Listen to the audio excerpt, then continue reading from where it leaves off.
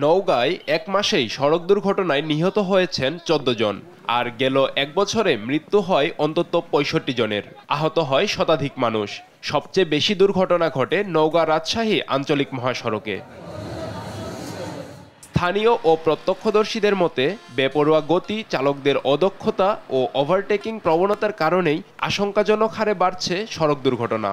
এছাড়াও দুর্ঘটনার অন্যতম কারণ হয়ে দাঁড়িয়েছে ফিটনেসবিহীন বাস, ট্রাক ও অবৈধ যানের অবাধ চলাচল। অবৈধ যেগুলো পরিবহন, ভুটভুটি, তারপরে আপনার অটো চার্জার, অটো রিক্সা, এই যে বিষয়গুলো সবগুলো একাকার হয়ে আমাদের নওগাঁর সড়ক দুর্ঘটনা কিন্তু ভয়াবহ রূপ নিয়েছে। অবাধে তারা যে লং রুটে বা বড় রাস্তায় মহাসড়কে চলাফেরা করতেছে, এগুলো টোটালি ভাবে নিয়ন্ত্রণ করতে হবে। বাস চালকদের দাবি, মহাসড়কে সিএনজি চালিত অটোরিকশা, নসিমন, করিমন, ভটভটি সহ ছোট যানগুলোই দুর্ঘটনার জন্য দায়ী। আর পাল্টা বাস চালকদের দুষছেন অটো চালকরা।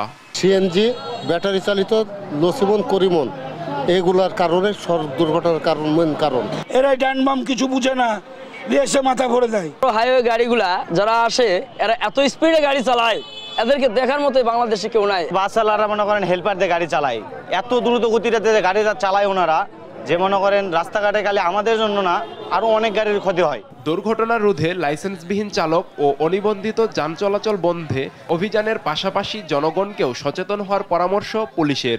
ড্রাইভারদের এবং হেল্পারদের ড্রাইভিং লাইসেন্স, গাড়ির কাগজপত্র যথাযথ আছে কিনা, যেটার কারণে অধিকাংশ অ্যাক্সিডেন্ট হয়ে থাকে, ওই বিষয়গুলো আমরা তদারকি নিমিত্তে নিয়মিতই চেকপোস্ট করে থাকি। সড়কে শৃঙ্খলা ফিরিয়ে এনে দুর্ঘটনা প্রতিরোধে সম্মিলিত উদ্যোগ নেওয়ার দাবি সংশ্লিষ্টদের। নিউজ ডেস্ক, দেশ টিভি।